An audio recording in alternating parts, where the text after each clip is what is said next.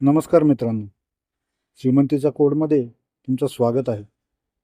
आज आपण पाहणार आहोत बुलिश आणि बियरिश मारूबाजू. शेअर मार्केटमध्ये जेव्हा मारूबाजू प्रकट होतो तेव्हा समजून जा की आता एकतर्फी तेजी येणार आहे. जपानी भाषेत मारूबाजूचा अर्थ होतं बाल्ड, म्हणजेच ज्याला केस नाहीत असा. आज आपण या शक्तिशाली कॅन्डलचा कोड डिकोड करणार आहोत. आता यामागची सायकोलॉजी काय आहे ते बघूया. विचार करा, एखाद्या गाडीचा ब्रेक फेल झाला आहे आणि ती फक्त वेगाने पुढेच जाते. तसंच इथे घडत असतं. बुल्स इतके आक्रमक असतात की ते प्रत्येक लेवलला खरेदी करायला तयार असतात. ही कॅन्डल म्हणजे मार्केटमधील प्रचंड विश्वासाचं प्रतीक आहे. आता या कॅन्डलची ओळख कशी पटवायची?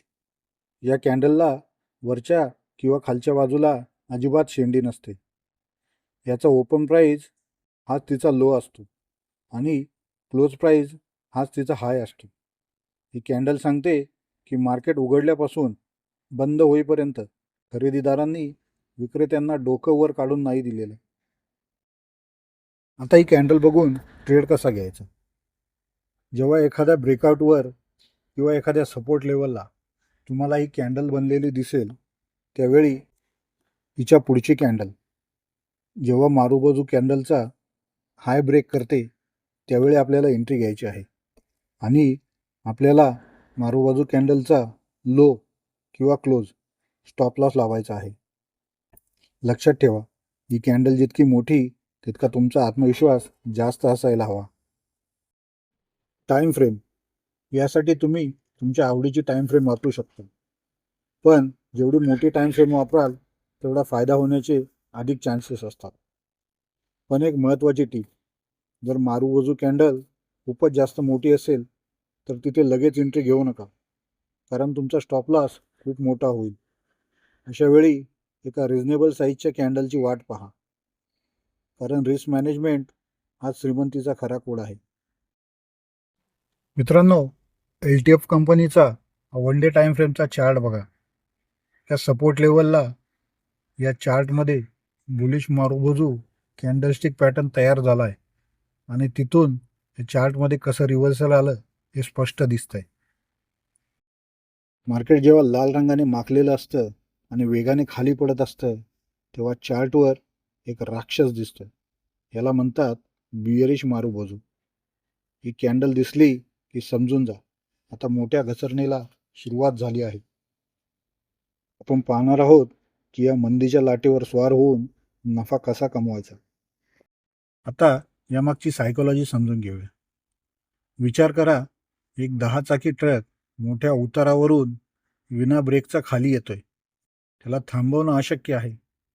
तसंच बियरिश मारूबाजू मार्केटमध्ये काम करतो. इथे खरेदीदारांची पूर्ण हार झालेली असते आणि मंदीचं सावट गडद झालेलं असतं. बियरिश मारूबाजू म्हणजे एक पूर्ण लाल शरीर असलेली कॅन्डल. त्या कॅन्डलचा ओपन प्राईज हाच हाय असतो आणि क्लोज प्राईज हाच लो असतो. यात वरच्या किंवा खालच्या बाजूला कोणतीही विक नसते. याचा अर्थ मार्केट जिथे उघडलं तिथून विक्रेत्यांनी त्याला खेचत तळाला नेऊन आदळलं. आता ही कॅन्डल बघून ट्रेड कसा घेणार? जेव्हा मार्केटमध्ये एखाद्या हाय लेवलला किंवा रेजिस्टन्सला ही कॅन्डल तयार झालेली दिसते, त्यावेळी या कॅन्डलच्या पुढची कॅन्डल जेव्हा मारूबाजू कॅन्डलचा लो तोडते तेव्हा आपण सेल एंट्री घेणार आणि मारूबाजू कॅन्डलचा हाय किंवा क्लोज आपला स्टॉप लॉस असेल. हा पॅटर्न जर रेजिस्टन्स जवळ बनला तर मार्केटमध्ये मोठी घसरण पाहायला मिळू शकते. टाईम फ्रेम मित्रांनो, यामध्ये सुद्धा तुम्ही तुमच्या आवडीची टाईम फ्रेम वापरू शकता.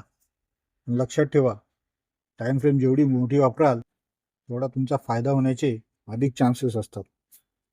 मित्रांनो, मारूबाजू म्हणजे बियरिश मार्केटची ताकद आहे. याला ओळखायला शिका आणि ट्रेंडच्या विरुद्ध कधी जाऊ नका. आता हा चार्ट बघूया.